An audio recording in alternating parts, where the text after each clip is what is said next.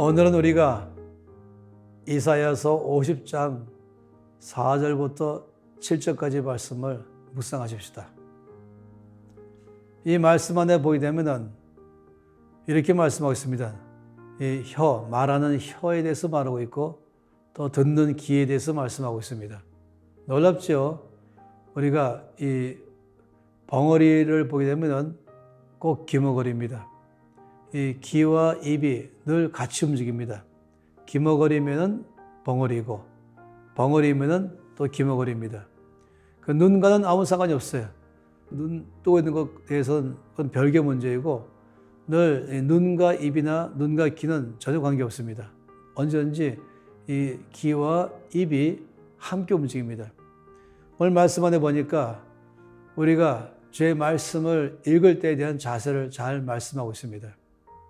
우리 스스로 말씀을 통독하면서 이 말씀 안에서 있는 주의 뜻을 깨닫고 이해하는 것은 쉽지가 않죠.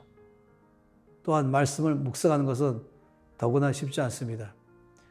고린도전서 2장 말씀 안에 볼 때에는 2장에서 분명히 말했거든요. 9절과 10절 말씀해 볼 때에 하나님께서 우리를 위해서 예비하신 모든 것들은 우리 눈으로 볼 수 없다. 우리 귀로도 들을 수 없다. 우리의 마음으로도 깨달을 수 없다라고 말씀했습니다. 우리가 이 성경 말씀 있지 않습니까? 이것은 바로 하나님의 말씀입니다. 우리가 말씀을 읽을 때마다 기도하지 않습니까? 성령님, 이 말씀을 통하여 저에게 말씀해 주십시오. 이것이 우리의 통독할 때의 자세입니다. 왜 그러냐면은 우리가 공부를 많이 했다고 해서 국어 실력이 좋다고 해서 이해력이 많다고 해서 이 하나님의 말씀을 넘어서서 나에게 말씀하시는 주의 뜻을 알아들을 수는 없기 때문에 그렇습니다. 그래서 고린도전서 2장 말씀에는 내 인간적인 능력의 눈, 내 인간적인 능력의 이해력, 지식, 이 청력 이것으로는 주님의 음성을 듣거나 깨달을 수 없다. 아주 절망적인 말씀을 먼저 했습니다. 그런 다음에 2장 10절 말씀에는 오직 말씀하시면서 하나님이 성령으로 이것을 우리 가운데 보이셨다라고 말씀하십니다. 하나님의 성령께서는 이 말씀의 저자이시며 하나님의 뜻을 가장 잘 아는 분이시죠. 그래서 우리가 말씀을 펴고 늘 절대적으로 고백하는 것은 성령님, 저희 말씀을 통독할 때에, 읽을 때에, 또 이 말씀 묵상할 때에 저에게 주의 말씀을 깨닫게 해주십시오. 이 말씀 속에서 나에게 하시는 주의 음성을 듣게 해주십시오. 라는 기도는 너무너무 중요합니다. 처음에는 좀 길게 기도할지 모르지만 점점 익숙해지면 아마 1초 2만 미만으로 이 기도가 시작되겠죠.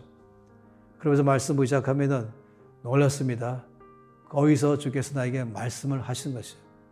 오늘 내용 안에서 보면은 이 50장 4절에 이렇게 말씀했습니다. 주 여호와께서 학자들의 혀를 내게 주셔서 나로 곤고한 자를 말로 어떻게 도와줄 줄을 알게 하셨다. 라고 말씀했습니다. 이게 학자들의 혀라고 말한 것은 지식이 많은 사람에 대해서 말한 것이 아니라 원래의 원어는 제자들입니다. 그러니까 하나님의 말씀을 알아듣는 사람을 가리켜 말하는 것입니다. 하나님의 말씀을 알아듣는 사람을 제자라고 말합니다. 그래서 이 말씀을 알아듣게 되니까 놀라운 결과는 사람들을 어떻게 도와줄 줄을 아는 것이에요. 위로할 줄을 아는 것입니다. 적절한 말로 그 사람으로 하여금 격려받고 힘을 얻도록 하게 하는 이것은 하나님의 말씀을 우리가 알아들었을 때 나오는 것입니다. 우리가 삶을 살아가면서 어떤 사람은 말하면서 남에게 상처 주기도 하고 또 쓸데없는 말을 하기도 하고 또 어떤 사람은 말 때문에 상처를 받기도 하고 이런 가운데 있는 것이죠.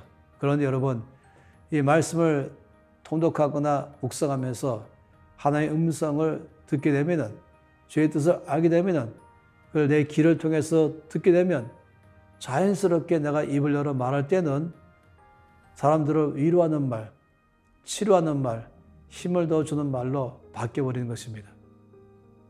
우리가 말씀을 통독하고 묵상하면서 이 주의 음성을 듣는 삶을 살아가면은 우리가 만나는 모든 하루의 삶 속에서 하나님 우리를 통해서 사람들을 격려하고 위로하고 치유하고 또 자유케 하고 그리고 그들을 더 힘을 얻도록 하게 할 줄로 믿습니다. 이 말씀 있는 것처럼 주께서 내 귀를 열어서 주의 음성을 알아듣게 하시니 내가 만나는 사람마다 내 입을 움직여서 말로 어떻게 도와줄 줄을 알게 되었다라고 말한 것입니다. 이것이 말씀의 통독과 말씀 묵상의 엄청난 큰 유익함인 것입니다. 끝없이 앞으로도 평생을 말씀을 통독하고 묵상하면서 그때마다 성령님 이 말씀을 내 귀를 깨우쳐서 알아듣게 해주십시오.